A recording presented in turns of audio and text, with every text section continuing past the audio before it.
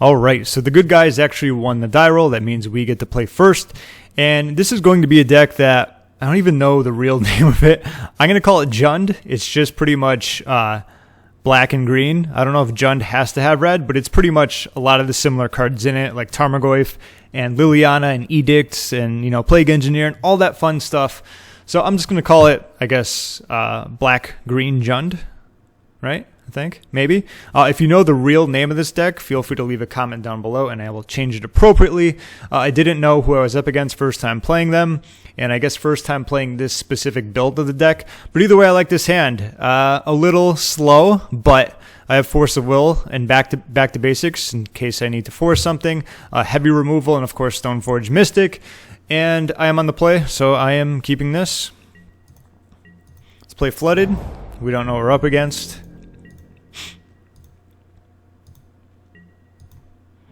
After seeing this, I really didn't know what I was up against. Okay, because Polluted Delta can be so many things. So because of that, what I decided to do, turn 2, not the greatest draw in the world, but we get what we get. Played Plains. Actually chose to do nothing here. I wouldn't mind waiting one more turn. Like if I don't draw a land, then I can at least, you know, play Stoneforge. Next turn, I have no idea what I'm up against. Obviously, the only thing I could get here is Batterskull, but this could be Spell Snare, this could be Daze, this could be so many decks. And the fact of the matter that you already know what deck it is makes it like, well, you probably could have, you know, gone for it, but at the time I didn't know that. I am very patient when I play this deck, even though I don't have like Spell Pierce, Spell Snare. I don't mind waiting for one more land. That would obviously be an awesome draw, and then we can go from there. Okay, so Swamp. So at first I saw Polluted Delta, I was thinking maybe some type of Delver deck. Boy, was I wrong, okay? But that's why I always like waiting a little bit more. Sure, I have a ton of answers for that. So here we are looking for any land, and any land is what we get. That's perfect. So now I can actually play this, and then I can tap that in Plains, leaving this up. So if they waste this, I will have, you know, a great decision of what I want to get later down the road, because I'm going to need white if I want to cast any of the Council's Judgments. So let's do that. Let's get the only option we have. Batterskull, let's pass the turn.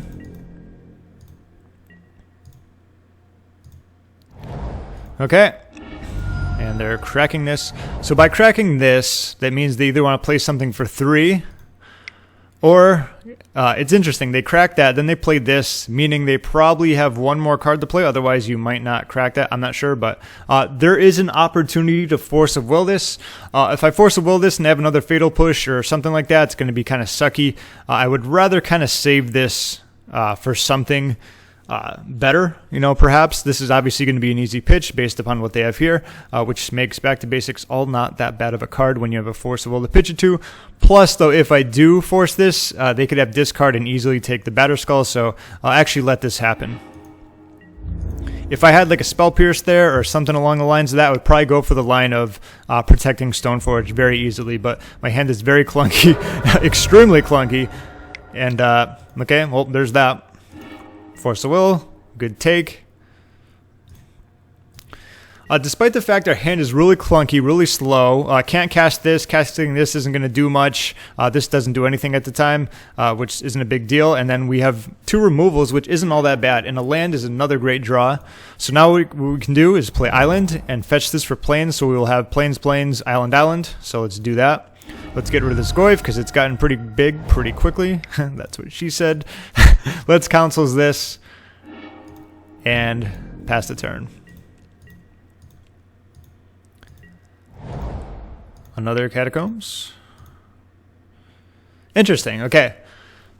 So they're playing main deck Plague Engineer. Good to know. And ironically enough, they put Human. So by them putting Human, my guess is that either they don't care about a true name, or if I had a true name, they would have played it already, or for some odd reason they're hell-bent on killing Snapcasters immediately when they get on the board, or they have like a Liliana effect, or some other type of Edict effect, or another Plague Engineer. Otherwise, you'd probably want to name Merfolk there, or Rogue, whatever it's going to be. So based upon that observation, that's kind of what I thought they had, especially, but on the counter side to that, if they did have like a Liliana, they'd probably play that before, you know, on an open board, because that would be much more difficult to deal with. But either way, that's kind of my thought process as that was going on.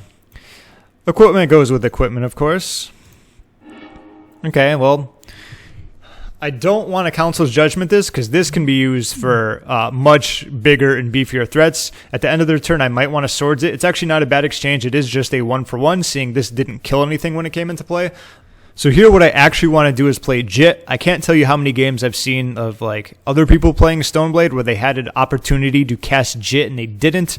Despite the fact it is an extremely weak play, you got nothing going on that you actually need to cast Jitte. Here it's going to be very important because if I draw a creature, it's going to only cost 2 mana to equip it as opposed to 2 to play and obviously 2 to equip. So using the probably the weaker lands here. I do want to keep a Swords up end of turn, so it's just going to be like a Volk and a Plains I'm going to be tapping, so that is pretty important. If I tap double Plains, then I can't Swords at the end of the turn. Now we're just going to be passing.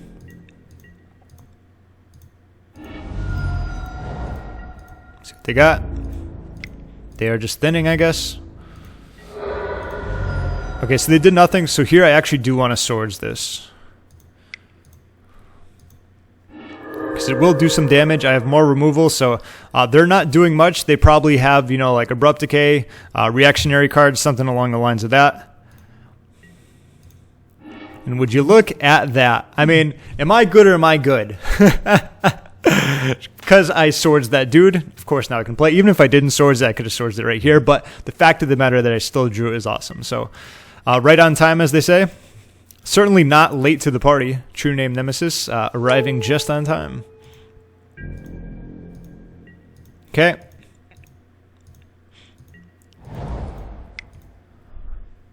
That's always fun. Okay, so they can get rid of this one. That'd be great use for Back to Basics when you don't need it. Losing it to Hymn to Turok.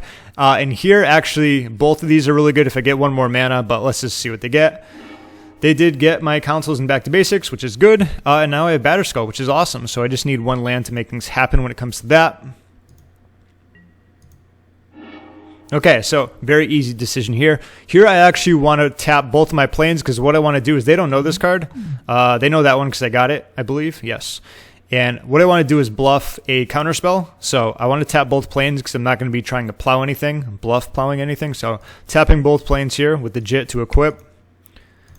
Now I could have Counterspell, I can have Spell Pierce, I can have Spell Snare, I can have, you know, whatever else costs 2 blue or 1 blue. I could have a Pyroblast main deck. Game 1, right? Okay, so they did have Abrupt Decay, that's fine. We still have a True-Name on the board, and they still have shown to do pretty much nothing with the other card in their hand. Could be like another Abrupt Decay. And I'm guessing either that other card was a land, or they had that, or they drew it, but either way, it still seems like they can't do anything with this board, which is good. Alright, so now we actually have a decision. I am going to play the land first. Very important, just in case they had like a Diabolic Edict. I'm sure if they had it, they would have, or Liliana's Triumph, you know that card, where I got to sacrifice a creature. I'm sure they would have played it already, but just in case they tried to get sneaky, what I decided to do is play my land so I can counter something if I need to. Okay, so now we have a decision to make. Do I just protect the True-Name with a Force of Will? So I can play Batterskull, but even if I play Batterskull, so say they play like a Liliana's, or just like a Liliana, I'd have to sacrifice a creature. That could be the Batterskull token. If they played a Plague Engineer, they would kill this, but I would still have the Batterskull where I can attack it, they can block it, I can return it to my hand, play it again. So I actually went for playing the Batterskull here as opposed to protecting the True-Name. This is their 1 turn window to kind of like do something significant. And okay, nothing so far. So now they have 1 land or 1 card. Oh boy, that's a lot of tappage. What do you got going on over there? A Maelstrom Pulse. Okay, I can live with that too. That's perfect. So pretty much they had these cards in their hand. They had this and Abrupt Decay, which the reason why they couldn't do much for a few turns. So that's fine. And what do we draw here? Oh my goodness. I will take that. Let's tap this. 2 plains and an island. Actually, yes. Keep island open in case we, for whatever reason. And they're like, I don't think so. And I was like, okay, that's fine by me. It's not like they couldn't got it out of that, but like I said, I usually don't quit early. But apparently when my opponents do, it's fine by me. Let's move to sideboarding for game numero dos. Alrighty, so first time playing against this deck, I can kind of get a good idea of what's going to be going on. Force of Negation. Well, first and foremost, let's bring in Path To Exile. Extra removal. Spell Snare is awesome in this. It is awesome, awesome, awesome. Tarmogoyf City, Hymn to Turok City, usually, let's see, Bob, Dark Confidant City. Then they got Sylvan Library usually, and then sometimes they'll bring cards to the board. What's it called? Not Abrupt Decay, but the other one, Assassin's Trophy. This just hits so many cards. It's awesome. So I did bring in 2 Disenchants. Like I said, I'm not too familiar with this deck. Usually they'll bring in like a Sylvan Library, and usually generally cards or decks that have green with no blue are going to play Choke. So I did bring 2 of these in. And then let's see, Vendilion Clique. Then of course there's Rest in Peace. We did see Goyf, but I don't think Rest in Peace hits anything else aside from Goyf, which I do have a ton of removal, so I wasn't too worried about that. If they had played more cards that would affect, obviously, playing Rest in Peace, I would probably use it, but I didn't see any other cards so far, in any other games for that matter. So these are the 5 cards I want to bring in. Everything else, I don't want an extra Force. Force is tough against the Hymn to Turok deck, but I still like having it in case there are those sometimes when you just need to force something. Everything else here is pretty much don't need. Flusterstorm I would consider bringing in on the play. They do have a lot of discard, including Thoughtseize, and of course they have Hymn to Turok and other crap. So first and foremost, Volcanic Island. Back to basics, they were showing that they weren't playing many non-basic lands, which is good. We can easily take that out. And my last 2 are pretty much Narset. Now, I took these out for the fact of the matter is that they're not drawing many cards except from Sylvan Library, and that's usually a one-of, which I'm not too worried about. However, this card actually isn't that bad against this deck now that I think of it, because they're playing a lot of Hymn to Turoks, and getting card advantage is very, very significant. I definitely love Jace in this. Once again, another great way to get card advantage, but I figured having 2 Jaces would be better than having 2 Narsets. I probably could have split it if I wanted to, but thinking of it right now, just another great way to, play this, get a card, hopefully. If they don't attack it, that's fine. If they don't kill it, that's fine. If they do kill it, then they pretty much, it was 1 for 1, and then I got a card, so I get the advantage there. If I get 2 cards out of it, that's really good. So this card actually isn't that bad in like these attrition matches or kind of Hymn to Turok games, but a little difficult to cast. I don't know if you want to tap out in the 3rd turn for it, but that's kind of another thing to think of. But this is exactly how I sideboarded. We have 5 removals, Brainstorm, Ponder, 2 Spell Pierce, 2 Spell Snare, 2 Disenchants, and Clique. Clique is nice, and Jace. So that's pretty much it. Let's move to game number 2. All right, and this is pretty much one of the best hands I've ever seen. I'm just kidding. It sucks horribly. There's no land. What are we going to do with this? I am not Harry Houdini. I cannot, summon lands out of nowhere. Oh, crap. Anyway, this was our second hand, and I did keep it, although I don't like it a whole lot. I just hit play a little bit too fast, but let me analyze this a little. First and foremost, I don't know how important Disenchant is going to be. Second part is I already mulliganed once, and mulliganing again is really going to hurt against the Hymn to Turok deck. At least I have a Batterskull to get rid of. Plus, what can really suck is if they first turn Thoughtseize me, getting rid of Ponder, then my hand is just like, holy crap, it sucks. So overall, this hand sucks. I'd say if I mulliganed once more, that would be to 5. That would be tough too. I think that would be even worse. It's also a possibility, but sometimes you have to face the fact that if you mulligan again, I mean, you're just going to be in big trouble. This hand is kind of playable. I say kind of just in case they don't have a Thoughtseize for Ponder. So I did keep this, and I did ditch the Batterskull. And this is certainly not a good hand, but like I said, mulliganing once against this deck sucks with Hymn to Turoks. Mulliganing twice, yikes. So that's that. If you were playing this, you might have mulliganed it. If you were playing this, you might have not mulliganed it. I'm sure you feel my pain when it comes to mulliganing against this deck.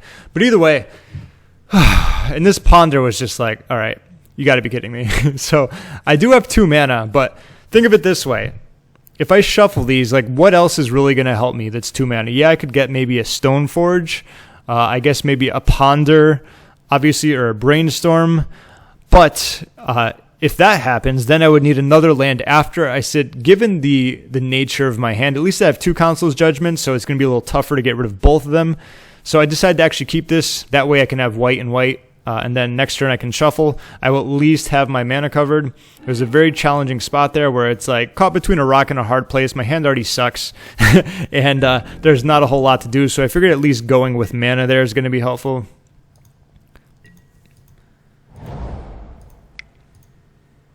Okay, and I currently cannot deal with that because I have a Flooded Strand on top of my deck. So let's play that Flooded Strand. Get over there with the rest of the land. Thank you very much. Look at this, playing around Cabal Therapy. Yeah, but not here. Don't name Council Judge. I don't think they play Cabal Therapy, but I'm just throwing that out there. That's the reason why I do that split. The cool thing about this is they just drew a Hymn to Turok off of Dark Confidant, which is awesome. I'm sure you can tell which direction this game is going. It's fine though. This is like one of the few times where you can lose. Oh, and they even have a Thoughtseize to go with it. So now, obviously, they're probably going to take Councils because it's, you know, removal against what they have. And then here comes the heavy hitter. They got a Flooded Strand and a Council's Judgment. Okay, so here I actually want to fetch. We're still playing. It's not like it's over yet, but we're still playing. But keep in mind, this is very important what I fetch here. They have both of my Council's Judgments in the graveyard. That means the only way I'm going to be able to play them is with Snapcaster. That's not going to be forever, if I even make it that long. So it's very important here that I get an actual island. That way I can play True-Name or, you know, Counterspell or anything else. If I got a Plains here and then I have a Plains here, I have blue, white, white. And that's not going to be good if I get, say, like a True-Name. So how I fetch here is very important. And I also don't want to get a Tundra because they do play Wasteland. And that is a draw that does absolutely nothing at the time. So that's fine. And here they got Wasteland. A lot of people would probably concede here, but given the fact this is the first time that I played against, I think, this specific deck, I might have played against it before, but I'm not too familiar with it. This is going to be some awesome information for me. Heck, even if you had played against this deck before, it's always good to see what cards they have in their deck. Maybe they'll kill themselves with this. You never know. But yeah, I want information at this point. Here I am actually playing this because if I get one more land, if I am lucky enough to draw one more land, let me phrase it that way, I can at least hardcast Force of Will next turn. Yes, I know how I usually keep my lands in my hand. That is the reasoning for it that time. So now these Disenchants are looking really funny. Toxic. Look at this. Another awesome card that I need to know about because usually people just play Plague Engineer, but this is an amazing Spell Pierce target. And usually, Spell Pierce, let's see, 3, 4, they would need 5 mana to cast it, considering they don't do anything else. So Spell Pierce is going to be awesome. Game 3, assuming it goes to that. Not like they're going to win this one or anything, right? Wasteland, sure. They still have a good amount of Wastelands in. Wasteland is just really bad against me. But they don't need to know that. Aha! I was lucky enough to draw that 5th land. So I'm going to play this just so I can Force of Will something if I need to. Look at this. I would have never known this was in their deck. Another great Spell Pierce target. Okay, awesome. I'm getting so much awesome information. They're like slowly revealing all the cards that I didn't know they had. Like I know they have all these Spell Snare, Spell Snare, Spell Snare, Spell Snare, Spell Snare, Spell Snare. That's a new one. Play something I can counter. Oh, come on. Stoneforge, actually thought about playing it, but if I played it, even if I get Jitte, I block. It's not going to end very quickly, so I just wanted to see what card they got. I actually thought about it, but I'm like, let's see what they got. And a Bayou, which I already knew they have, they attack, they win, and that's fine. So that was an instance of losing a game where there was not a whole lot I could do. Yes, I could have shuffled that Ponder, but I mean, it was just a mulligan once. Mulliganing twice, I think, could have been even worse. I got hit with Hymn to Turok, too. That would have really been the downfall of that, unless I had like a Spell Snare, a Spell Pierce. But either way, they did have a Thoughtseize before they did that. So this was just an example of a few bad hands and mulliganing. So I wouldn't say, like, you know, this deck really beat me. It was more of just really bad draws, which sometimes happens in Magic. But the cool thing about Stoneblade, it doesn't happen all that often. There's a lot of smooth draws. Usually you're pretty good, and they happen to win via that way. That's fine, but that's why we go to game number 3. I'm actually going to move to sideboarding because I think I made a few different decisions. All right, so now we are going to be on the play, and I actually wanted to do something a little bit different. After not seeing pretty much any artifacts or enchantments, I did take out one of these. Like I said, I wasn't too sure if they had choke or not. If they had choke, this would definitely be 2, but because of that, decided to bring in a Flusterstorm. I like Flusterstorm simply because I am going to be on the play, and there's a lot of targets that I can fluster simply to protect my hand. It also, now we know, it hits Toxic Deluge, which is great. It hits Thoughtseize. It also hits Hymn to Turok and any other random things they want to do. It can hit an Assassin's Trophy as well, so there's actually a lot of goodness to this. Plus, if they play Liliana's Triumph, There's always ways to sneak in a Flusterstorm, maybe if you cast a card before it, to buff up the Flusterstorm count. But either way, that's what I actually did for the game number 3. Since I'm going to be on the play, I want to protect my hand as much as possible, because when I do that, usually I can use Brainstorm to hide cards. I can ponder effectively, where I can hide cards from Thoughtseize. And plus, when you have protection to do that with, it makes your hand a little bit more powerful because it plays into the control game. And since we're going to be on the play, I believe that's going to be more helpful. I know a lot of people wouldn't want to bring this in, but I decided to. So that's that. Okay, let's move to game number 3. Why yes, Magic the Gathering, I would like to play first. And once again, this is looking like a mulligan. Not a good hand. We got a Plains, and then if we don't draw any type of island, we're in big trouble. So let's mulligan. Yep, again. Mulliganing on the play kind of hurts, but you know what? This hand is really good.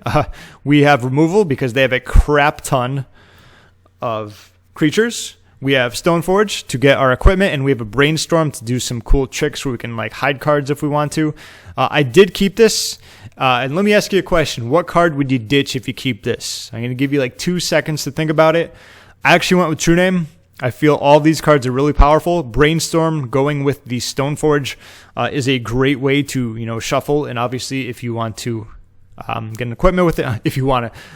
Pretty much what you do is, like, first turn you can Brainstorm, second turn you can Stoneforge. That way it'll shuffle away, even though I don't have a fetch land. And having 2 plows is very important in case they Thoughtseize me and they play a creature and I need to remove it. So True-Name was the oddball out, despite the fact it is very good in this. It can pressure Planeswalkers, sucks against Plague Engineer, but that's pretty much what I did there. And here I want to do Island because I want to, in case they do like a Thoughtseize, I want to protect my hand. This goes here. Nothing. Maybe they're setting up for a turn to Hymn the Turok, which is a possibility. So what I decided to do here is usually what I do in a lot of scenarios. Nothing. Let's see what they got.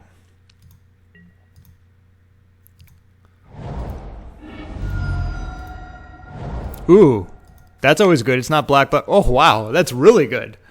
Like, who cares about that, right? They're not going to name Stoneforge. Yeah, they're naming Jace because it just ended the game the first game. Yeah, sure, that's fine. Now here I do want to Brainstorm because even if I don't find a fetch land, Stoneforge is going to be my shuffle. But here I do need a land, and I need to utilize my land, so I don't want to do it next turn. Land here is what I'm looking for. Okay then, and we find more than that. Okay, so this is actually a interesting decision which can affect a lot of things moving forward. So let's look at the possibilities. Next turn, I am going to want to, place Stoneforge, so it's probably going to be with Plains, and then this will be interesting whether I keep this or not. I actually don't remember, honestly, but I want to say it's either, I think Clique at the time is going to be the one in the bottom, because I don't mind having the other land. This can always fetch for a Tundra or a Tundra if I need to, so I wanted my land here, despite the fact this is like white, and I'd have to get a Tundra here, so I think it was Clique, and then like anything on top, it doesn't matter, yes. I just didn't have good mana for Clique right away, so that was that.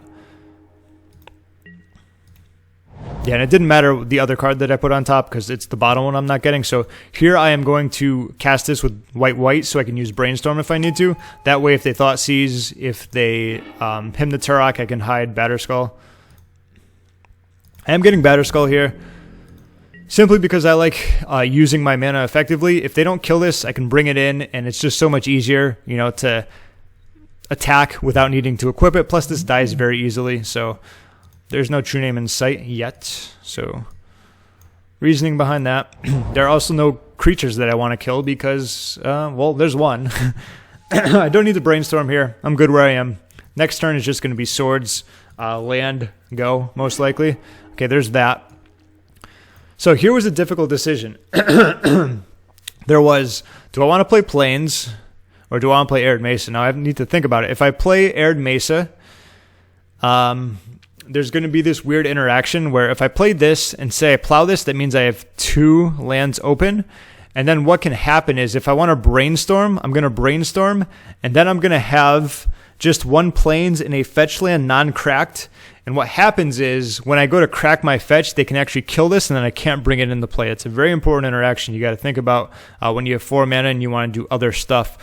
Hope that I explained that correctly, but pretty much what happens is if I want to get the most out of my Brainstorm after swordsing this, that means I only have Arid Mesa and I have plains open. So to shuffle and get another land to use this, when this is on the stack, they can actually kill this with like a fatal push. Then I can't do anything. Then it's just stuck there. So with all that being said, that is why I played a plains. That's a very important interaction when it comes up to Stoneforge and they have something to kill this. You really need to keep that in mind. That was the reasoning behind that. And right away I'm going to kill this because obviously if I wait, they're going to get a card and we don't want that. We can send the Confidant Plowing. Send them to the farmland.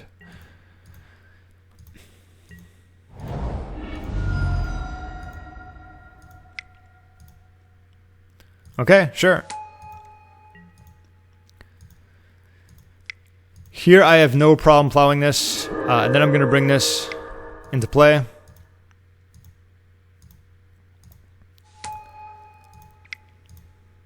Okay, once again, another great Spell Snare target. I didn't mind that. Like, if I had not plowed it and kept up an island for Brainstorm, I mean, I would have had to hit, like, Force of Will and blue card just to deal with that, but I don't actually mind this because now I get another island, so I'm pretty happy. So, sure, fine by me. Thank you very much. So that's actually not that bad. Now we get to the tricky part where everyone wants to say, like, how do you use Brainstorm? How do you play it? So on and so forth. Let's find out. So they have 3 cards. And that's that. Did I play a land? I'm not sure if I played a land here. I don't think I did. I think I did. Just kidding. Okay, so that's probably going to be for the, obviously, the, what's it called? What's the word? The word. Let's Spell Snare that. Sure. That's going to be for, obviously, so I don't get Brainstorm locked. Okay, and that's really good. Now I really don't want to Brainstorm because now I can just Force of Will anything. Now this card becomes really good where you're not 2-for-1ing yourself. Now it's just saying no to anything you want. Still not casting Brainstorm. This becomes more powerful like when they interact first, so then you know what you need. For example, a lot of people will Brainstorm like that turn before, and you're like, okay, I have all these great cards, but I don't know what I need. Anyway, besides that, this Force of Will is being cast here. Because they can play this in pretty much just, how many mana? They have 1, 2, 3, 4, 5. It'll be a problem, to say the least.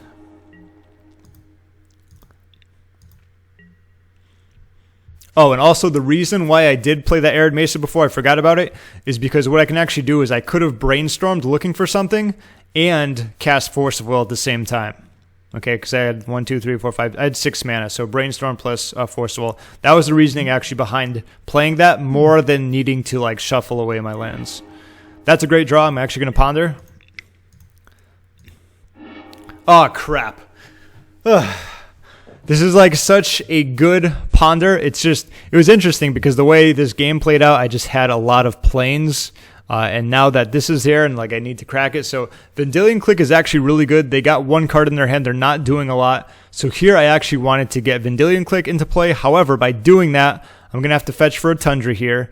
And then I lose my ponder. Like I could have waited 1 more turn, which is a possibility, but I wanted to click here. I was going to click them on the draw step, see what they got, get information, and then go from there. So island, ponder, click.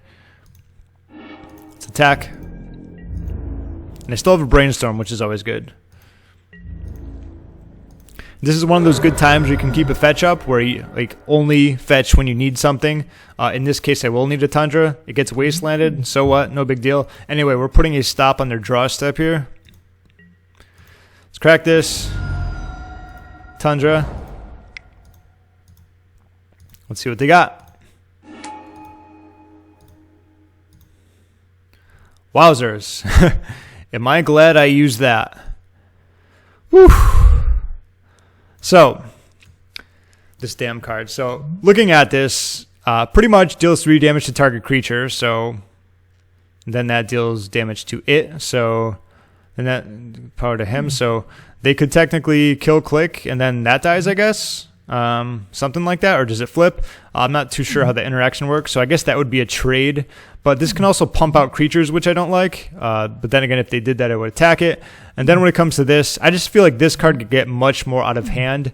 And seeing if they play a Liliana, you know, obviously if I take this, if they play a Liliana, I get rid of this, and then I can attack that. So I actually went with removing Garruk Relentless. That's only bad if they get like an Abrupt Decay or a removal for one of my creatures. Then they can obviously play Lily and just pretty much control the board. However, I do have a Brainstorm in my hand, so it's not the end of the world. So I got rid of Garruk here.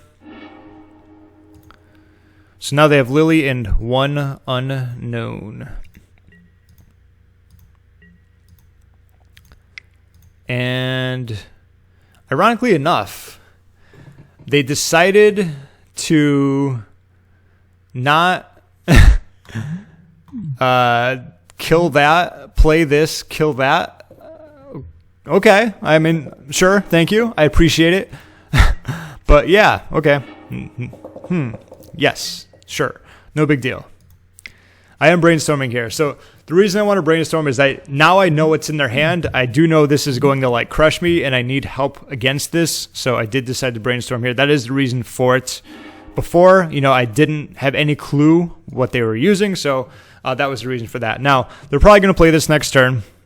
Especially after I play a True Name, they're really going to want to, you know, start getting rid of creatures, most likely. So you also have to keep in mind, if they do, each player discards a card, they're going to be getting rid of a card here. Unfortunately, I am going to be quote-unquote Brainstorm locked. So here what I want to do is I have 1, 2, 3, 4, 5.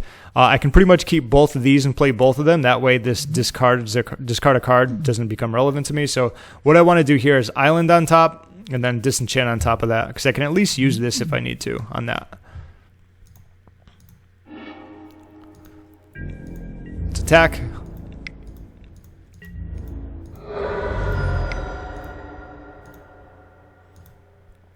Either way, even if they did had played Abrupt Decay, Liliana, and sacrificed a creature for that, this would have been at 1, and then I would have had True Name on the battlefield with a also with the Jitte. So either way, I would have been in good shape, but I still feel like that would have been a better play for the opponent.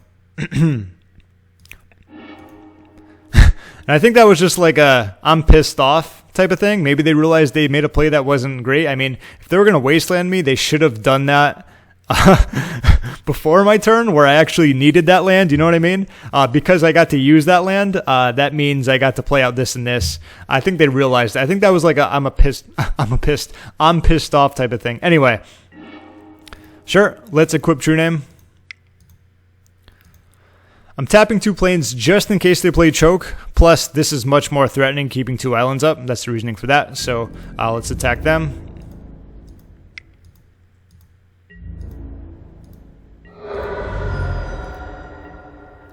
Yeah, the game gets a little bit more difficult for the opponent when they're not just like Hymn to Turok-ing my mulliganed hands. I will say that.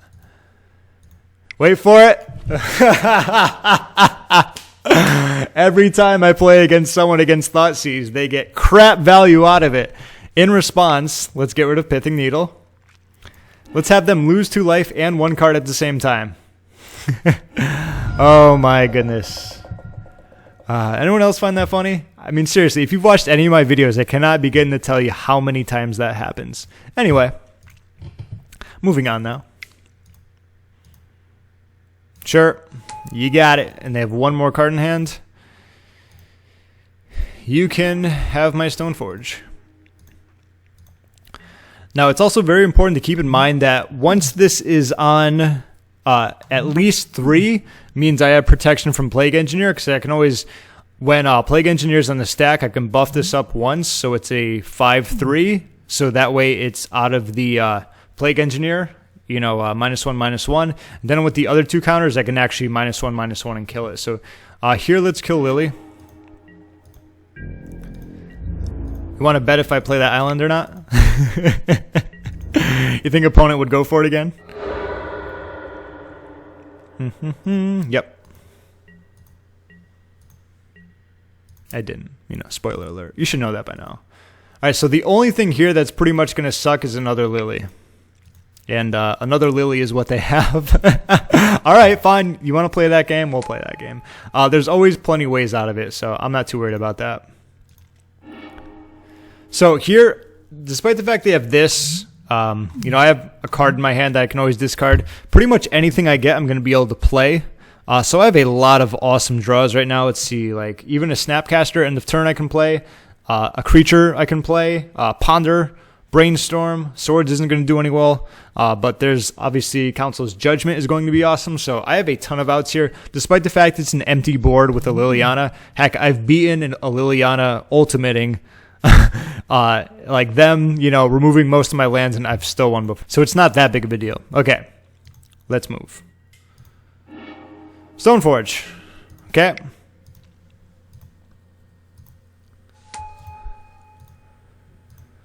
Here I'm doing this just to shuffle my deck. And here I do want to play my land simply because the only thing they can do with this is discard a card, which they're probably going to do. So that's why I chose to play my island there. And let's equip. Once again, I'm tapping all my planes just in case they play choke. So despite the fact there's not a lot going on right now, it's very important about these little details. Like if you tapped all your islands and they played choke next turn, like you're going to be screwed pretty much. So always keep that in mind. Just because it's late game doesn't mean you can just kind of, you know, do whatever you want. Like I also don't know if they play choke. I'm assuming they do in a deck like this that's green. Okay, playing out their lands, which means they probably don't have much. And this is awesome. We can kill this, and we can kill Liliana, and then we have perfect information. As expected, they did discard a card, sure. See what we draw. Oh, that is an awesome draw. So let's see, 1, 2.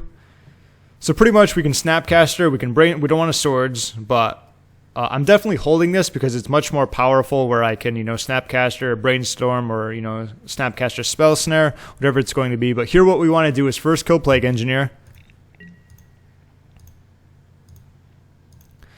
Now we want to buff up the Stoneforge because this has 2, so I believe I attacked first, and then after attack. Here we want to do +2/+2. Now when you're doing this, make sure, if you're ever playing Stoneblade, make sure you take your time with this. Like click on Jitte once and like just look at it first because you can misclick and very easily screw that up. Every counter here is very important, so make sure you take your time when you're doing that. It's different if you weren't playing online. You're just going to say like +2/+2, but yeah, you don't want to make a misclick there because that can be, these counters are very valuable.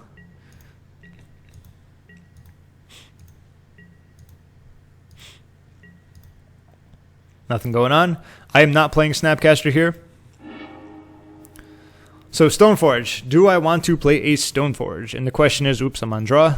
The question is, would I want to play it now just to have an extra body? Nope. If they had an Edict effect, they'd probably just use it when this is on the stack, so I didn't mind doing that. Plus, at least, if there was an Edict effect, I could always Snapcaster Spell Snare. So they actually decided to Assassin's Trophy this, which was interesting. I guess that's probably the right move, considering my hand, which they didn't know what it was, but if you were this person, what would you trophy here, the Jitte or the Stoneforge? It's tough to say, but because they decided to do that, I figured gaining 6 life isn't going to be a big deal, but dealing 6 more damage is, so I decided to +2/+2 3 times. And that is one big, beefy Stoneforge 7/8 Mystic. Oh my goodness! Yes, I will, thank you very much. Now this like worked even better, because look, let's see, I have 1, 2, 3... 4, 5, 6, 7. Now I have Snapcaster Force of Will open, which is a good reason why I did not see. If I played that Stoneforge Mystic, I wouldn't have that option open. So that's another great reason to wait there. Once again, it's a patience thing.